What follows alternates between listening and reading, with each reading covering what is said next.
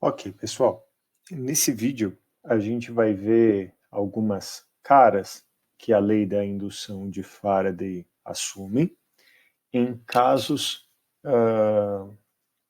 diferentes que eu posso ter a produção de uma tensão elétrica induzida, né, de uma força eletromotriz induzida ou de uma corrente induzida. Vamos lá. O que a gente viu da lei de indução de Faraday? Que eu produzo uma força eletromotriz induzida toda vez que eu vario o fluxo magnético sobre uma bobina ou uma espira de fio. O fluxo magnético é dado entre o produto do campo magnético pela área da espira ou da bobina, vezes o cosseno do ângulo formado entre um vetor normal à superfície e as linhas de campo magnético.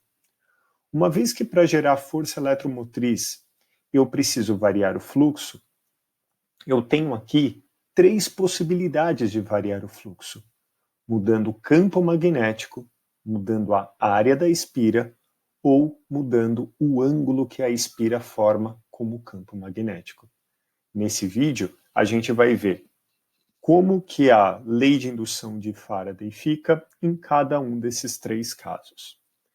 Primeiro, vamos ver como é que fica a relação da força eletromotriz quando eu mudo o campo magnético, ou seja, quando o B é variável.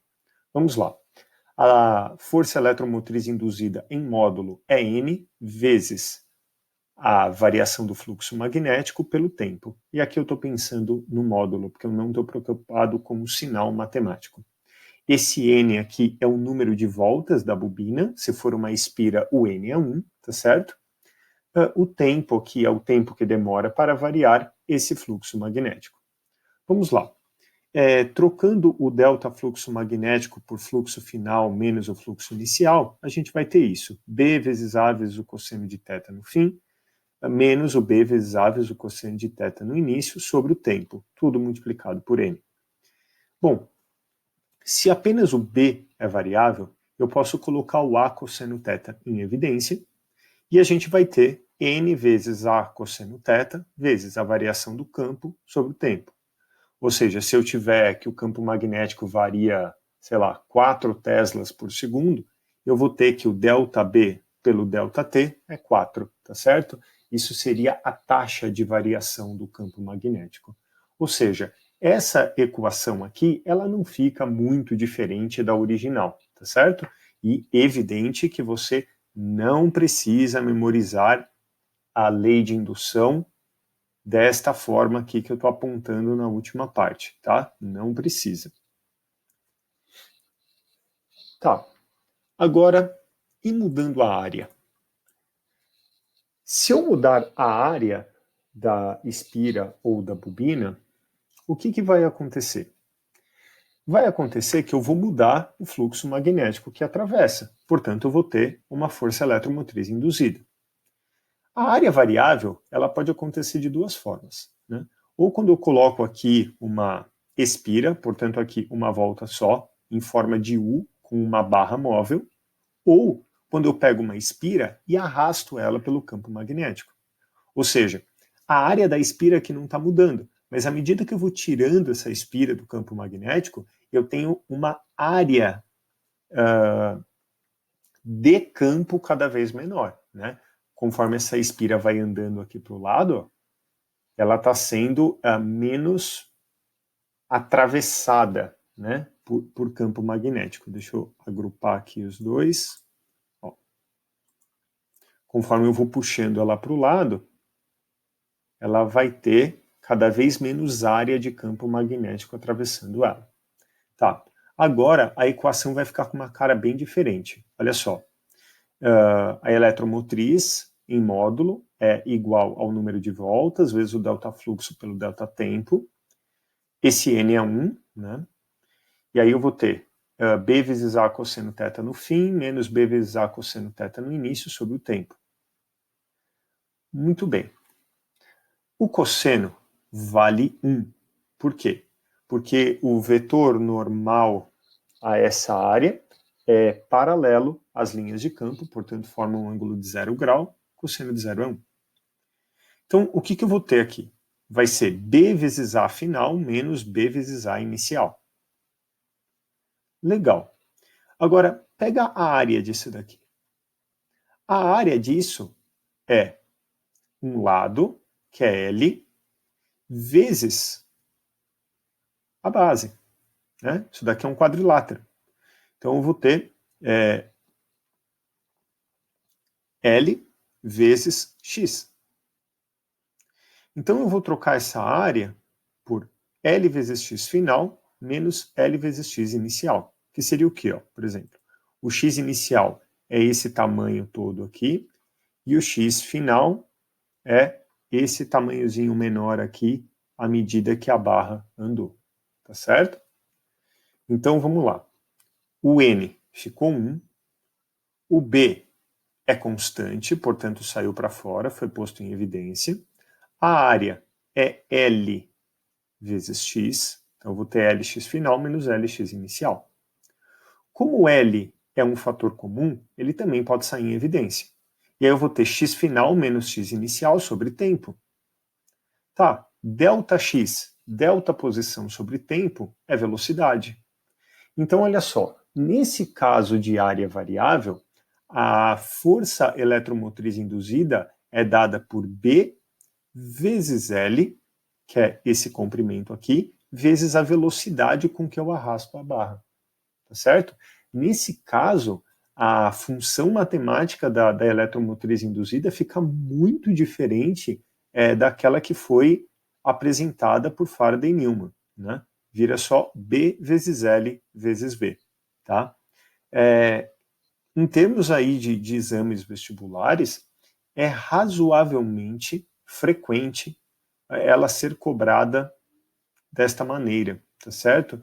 De modo que quando você vai fazer um exame aí de física, que você sabe que indução magnética tem chances de cair, vale a pena dar uma olhadinha nessa equação. Demonstrá-la na hora da prova tomaria muito tempo, dá bastante trabalho, ok? Então, para a área variável, né, de você fazer com que essa barra ande ou puxar a espira aqui do campo magnético, a eletromotriz induzida pode ser calculada por B vezes L vezes V. Maravilha? Tá. Agora a gente vai para um outro exemplo. Esse exemplo não precisa ser decorado. A parte matemática dele é bastante difícil, mas existe uma importância de entendê-lo, tá certo? Com este exemplo, a gente vai conseguir descrever de forma bastante precisa a maneira com que a tensão elétrica é entregue nas tomadas das nossas casas. Olha só, a terceira maneira de se variar o fluxo magnético é através do ângulo que a espira forma com as linhas de campo. Ou seja, imagine essa espira aqui girando entre esses ímãs. Portanto, quem está variando aqui é o θ, tá certo? Bom, esse θ está variando. Isso significa que essa espira tem uma certa velocidade angular.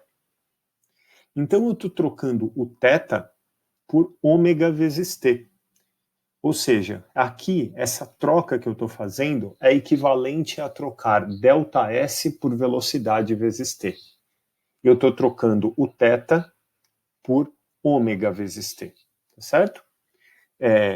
Posição angular é igual a velocidade angular vezes tempo. Tá. Aqui, a gente também vai precisar olhar para a lei de indução de Faraday de uma forma um pouquinho mais completa. Lembra que eu trabalhava nos exercícios e nos exemplos anteriores com a força eletromotriz em módulo, né? Se eu tirar o módulo, a lei de indução de Faraday vai ficar assim, ó, é menos o número de voltas vezes o delta fluxo magnético sobre o tempo. Por que esse menos aparece aqui? Esse menos decorre da lei de Lenz. Lembra que a gente tem que o campo magnético induzido tem sentido oposto a variação do campo magnético externo. Lembra disso, da lei de Lenz? Então, esse menos aqui decorre desse fato. Então, olha só. O que eu vou ter aqui? Eu vou ter que a força eletromotriz induzida é menos N vezes o delta fluxo sobre o delta tempo. Me faltou um menos aqui nessas equações também. Então, ok. Olha só. Esse delta fluxo é o fluxo final menos o fluxo inicial. Então, eu tenho B vezes A vezes o cosseno de ômega t no fim, menos B vezes A vezes cosseno de ômega t no início. Tudo isso sobre o tempo. Vamos ver o que é constante aqui. O número de voltas que eu tenho aqui na espira é constante. O campo magnético é constante. A área da espira é constante. O termo que está variando aqui é o cosseno de ômega t. Ou seja, olha que difícil. A gente vai ter que pegar cosseno de ômega t no fim menos o cosseno de ômega t no início, tudo isso dividido pelo tempo. Bom, para a gente fazer isso com bastante precisão, num grau de detalhes bastante grande, a gente vai precisar de uma ferramenta matemática mais avançada, que é a derivada. Como nem todos têm o domínio dessa ferramenta, a gente vai discutir como chegar na equação final num ponto de vista um pouco mais qualitativo, sem usar uma matemática muito avançada. Então, eu recomendo vocês que assistam esse vídeo com o objetivo de entender de onde a equação veio. Não precisa ficar muito preocupado com isso caindo na prova ou com você ter que ficar desenvolvendo isso sozinho, ok? Apenas entenda de onde veio. Olha só, se eu traçar um gráfico com o cosseno de ômega t à medida que o tempo passa, eu vou obter esse gráfico vermelhinho aqui. Isso daqui, pessoal, é o gráfico de um cosseno, tá? Muito bem. Olha só, eu quero calcular a variação do cosseno quando passa o tempo. Só que o cosseno, ao contrário de uma linha reta, não varia de forma uniforme, ok? O cosseno, ele é essa onda aqui de inclinação variável. Quando a gente está pegando um cosseno final menos cosseno inicial dividindo pelo tempo, a gente está querendo saber a taxa de crescimento do cosseno. Eu pego a variação dele e divido pelo tempo. É como se a gente estivesse calculando aqui a rapidez com que o cosseno muda, tá certo? Ou a velocidade, entre aspas, que o cosseno muda. Então vamos lá. É como se a gente estivesse fazendo aqui um ΔS sobre ΔT. Só que o nosso ΔS é o delta cosseno sobre o ΔT, tá? Então vamos lá. Vamos pegar no primeiro trechinho aqui do cosseno, aqui nesse pico. Se você fizer um delta aqui, delta do cosseno pelo delta tempo, você vai ver que ele praticamente não varia, certo? Ele tem aqui uma variação praticamente nula nesse intervalo, porque eu estou bem lá no pico do cosseno, tá? Então, nesse caso, a variação do cosseno é zero. Se eu dividir isso pelo tempo, eu vou ter zero. Então, esse ponto aqui tem variação zero. Então, a velocidade desse ponto aqui, desse trecho roxinho é zero, e eu estou traçando aqui nesse gráfico. Esse pontinho roxo aqui corresponde a essa variação. Agora, dá uma olhada nesse trechinho verde-limão aqui. O cosseno ele está decaindo e decaindo muito. É uma grande velocidade, entre aspas, só que para baixo, de decrescimento. Então, a gente pode falar aqui que essa variação ela é muito grande e negativa. Portanto, se eu traçar isso num gráfico, Esse trecho verdinho corresponde a esse ponto de mínimo aqui negativo, ou seja, é uma taxa de variação muito grande, só que negativa. Se eu pegar esse ponto aqui azulzinho do cosseno, ele está variando praticamente nada no tempo, igual esse primeiro ponto inicial. Então, se eu pegar a taxa de variação aqui, é zero. Está aqui o pontinho azul. Nesse trechinho amarelo, eu tenho o gráfico do cosseno crescendo de forma muito acentuada. Então, se a gente fosse calcular a velocidade aqui de crescimento, a gente chegaria num número bastante grande e positivo, ao contrário do verdinho, que é um número grande e negativo. Então, dá esse ponto amarelinho aqui. E aqui, neste próximo pico, a gente tem uma variação zero. Né? Se eu pegar um intervalinho aqui e ver o quanto que o cosseno varia, eu vejo que ele não está variando nada. Então, aqui é um ponto zero. Tá? Agora, se eu fosse usar essa ferramenta aqui, ponto a ponto desse gráfico do cosseno, eu chegaria nesta curva azulzinha que está aqui do lado. Ou seja, se eu fizer um gráfico da velocidade, da rapidez com que o cosseno varia, eu vou chegar nesse gráfico azulzinho aqui. E esse gráfico azulzinho é o gráfico da função seno, só que negativo. O seno seria um gráfico que ele começaria aqui crescendo e depois decresceria. Ele faria assim, ele é o contrário desse. Ou seja, esse gráfico azul é o seno ao contrário. Então, olha só que interessante. O seno, ele descreve a rapidez com que o cosseno varia. É como se fosse o seno ser a, abre aspas, velocidade com que o cosseno varia. Portanto, esse termo entre parênteses aqui, ele vai dar algo próximo de um seno, só que com o menos na frente. É um seno de ponta cabeça. Beleza? Tá. Agora a gente vai ver mais uma dependência aqui. Olha só. Esses dois primeiros gráficos aqui são absolutamente idênticos ao do slide anterior. Idênticos. Só que esse gráfico de baixo é um cosseno que está descrevendo uma bobina que está girando numa frequência maior. É só lembrar das aulas de ondulatória. Esse gráfico aqui de baixo, ele está oscilando numa frequência superior ao de cima. O que que acontece? Olha só, nas extremidades do gráfico, a taxa de crescimento ou decrescimento continua sendo zero, que é esse ponto roxo, azul e vermelho. Ele não aumenta nem diminui. Agora, nesse ponto verde, eu tenho uma taxa de decrescimento muito acentuada. Compare a taxa de decrescimento do primeiro com o segundo.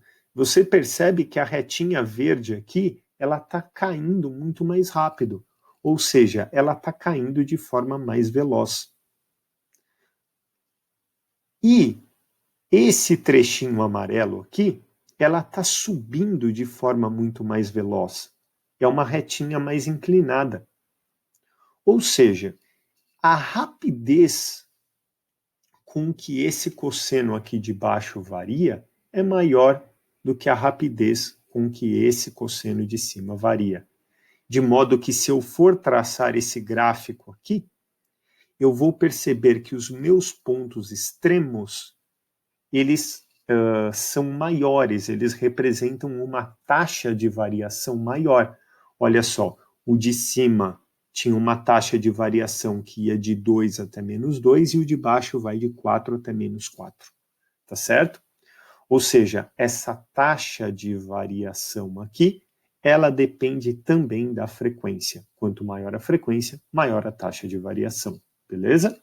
Isso, para quem quiser se aprofundar, é o conceito de derivada, tá bom? Olha só, o gráfico que a gente tinha era o seguinte, que a força eletromotriz induzida era N vezes B vezes A vezes a variação do cosseno sobre o tempo. Essa variação do cosseno dá menos o seno, tá certo? Menos o seno. E esse fator da frequência de rotação aqui multiplica ele também. Por que ele também está multiplicando? Lembra, quanto maior a frequência com que o cosseno varia, maior a rapidez dessa variação. Por isso que esse fator aqui de velocidade angular fica multiplicando, tá certo? Quem for fazer engenharia, for fazer física ou matemática, vai ter isso com muito detalhe no curso de cálculo. Essa regrinha aqui, pessoal, é chamada de regra da cadeia, que nos ajuda a derivar funções, tá certo? E aí isso ali é bem descrito com muito detalhe, porque que essa operação aqui vai ficar com o ômega, né, com a velocidade angular multiplicando. Então, olha só, a força eletromotriz vai ficar menos N vezes B vezes A vezes menos ômega vezes o seno de ômega t. Tá certo? Então, você percebe que função grandona? Mas não precisa se preocupar em decorar isso daqui, não precisa se preocupar com isso daqui, você precisar demonstrar, até aparecer em prova. A gente só vai discutir bastante o comportamento disso. Olha só, qual que é a importância dessa função? Olha que legal. Quando eu tenho um ângulo variável, a função vai ficar assim, né? Aquele menos do n multiplicado pelo menos do seno vai cair fora, vai virar positivo. Então eu vou ter que a força eletromotriz é o número de voltas da bobina, vezes o campo magnético que ela está submetida, vezes a área da bobina, vezes a velocidade angular, vezes o seno da velocidade angular, vezes o tempo. E a velocidade angular, a gente aprendeu no primeiro ano e no segundo ano do ensino médio. A velocidade angular é 2πf. Então, eu posso trocar esse ômega aqui por 2πf. Tá. Finalmente, apareceu uma frequência aqui. Que frequência é essa? É a frequência de rotação da bobina ou do ímã, caso a bobina esteja parada e o ímã girando. Essa equação matemática que está aqui é o que descreve de forma precisa o primeiro vídeo que eu passei para vocês, que um cooler de computador estava girando, fazendo um LED acender. E é exatamente essa função matemática que descreve a tensão elétrica que chega nas nossas tomadas. Por quê, pessoal? Porque a nossa tensão elétrica, ela é gerada a partir da rotação de bobinas. E quem que faz essas bobinas rodarem? No Brasil, principalmente, são as quedas d'água nas hidroelétricas. Aqui eu tenho 2 vídeos que eu vou mostrar, vídeos nos quais, né, são filmados os eixos de rotação, os eixos da bobina que está gerando tensão elétrica. Olha só, vamos ver aqui o primeiro vídeo. Ó. Dá para perceber a rotação desse eixo aqui. Então, eu tenho água passando aqui embaixo, tá? Essa água está em contato com hélices que vão rodar, e esse eixo aqui está ligado a um conjunto muito grande de bobinas que estão girando próximo a ímãs, como dá para ver aqui um pequeno eixozinho nesse vídeo da direita. Olha só.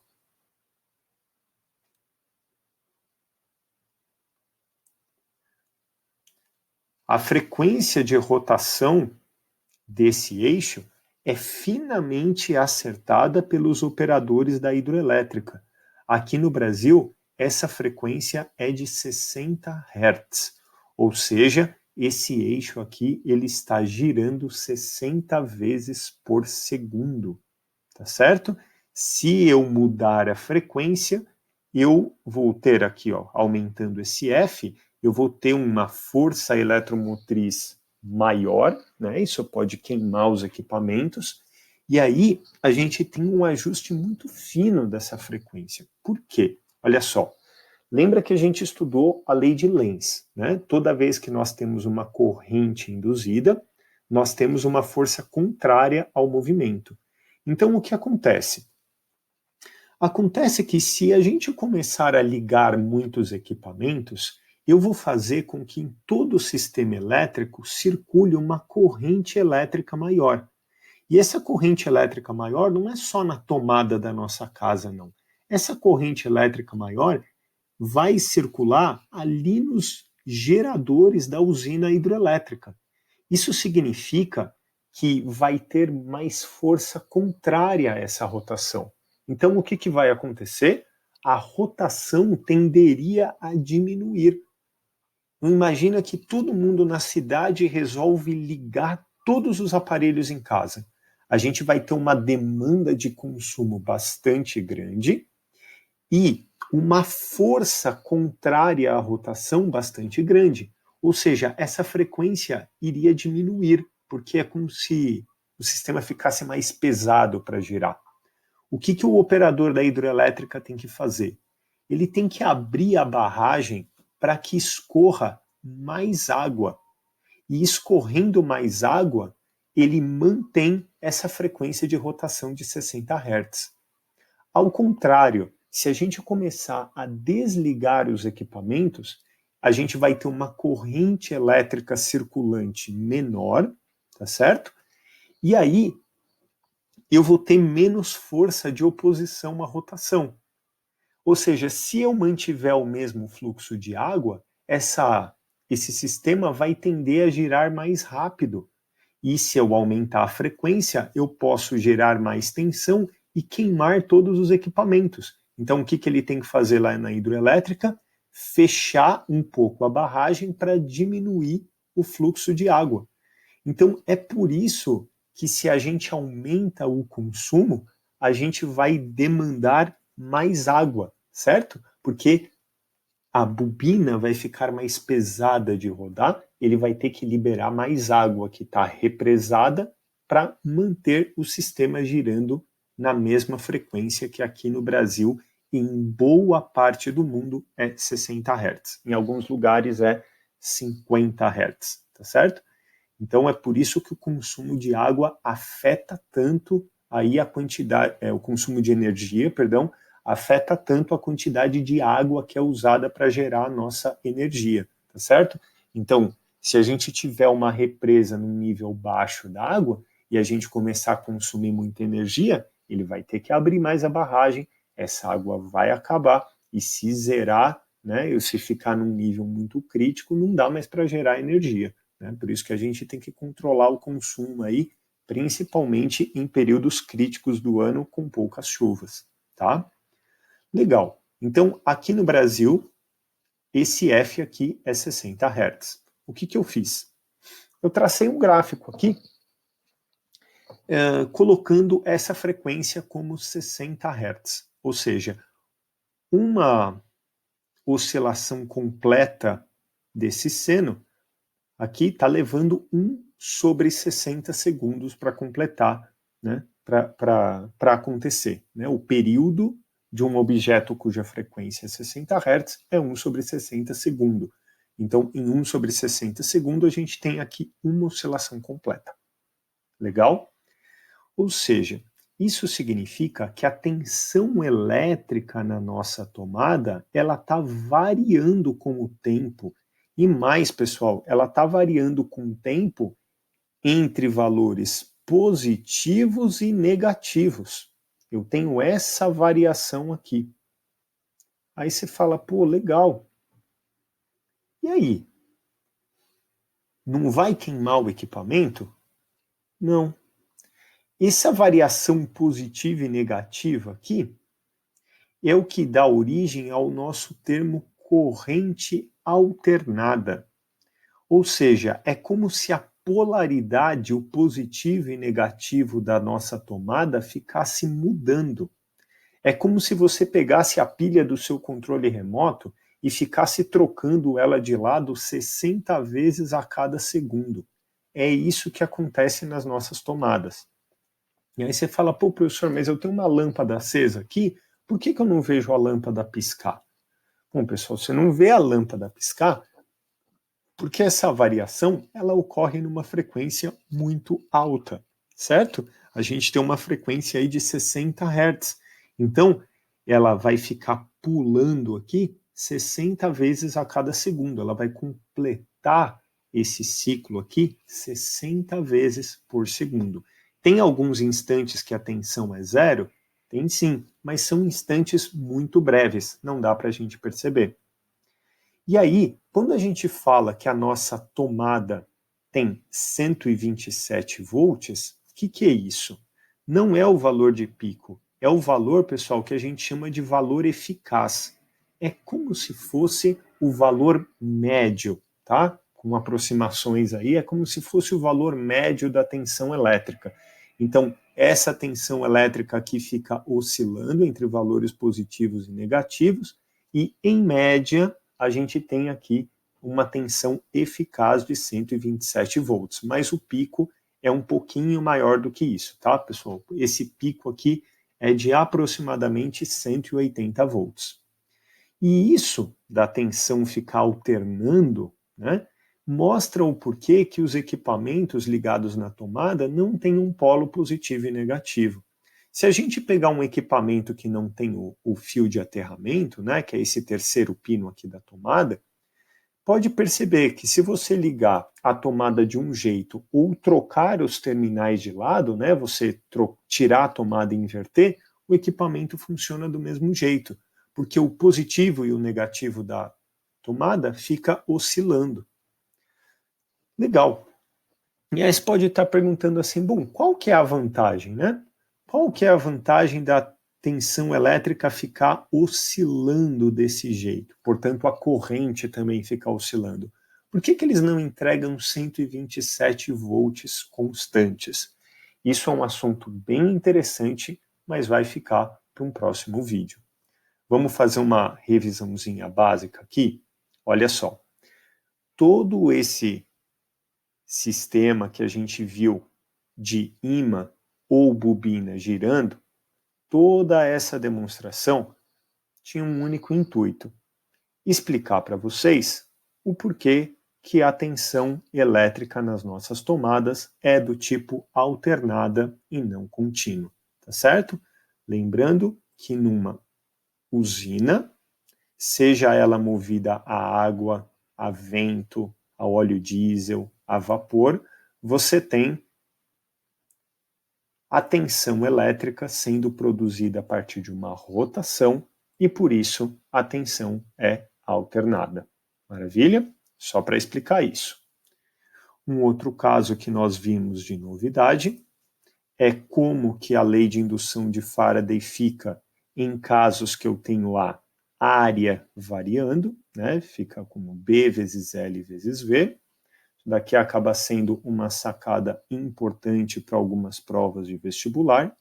E como que eu manipulo essa equação quando apenas o campo magnético varia. Ok, pessoal? Então vamos ficar por aqui.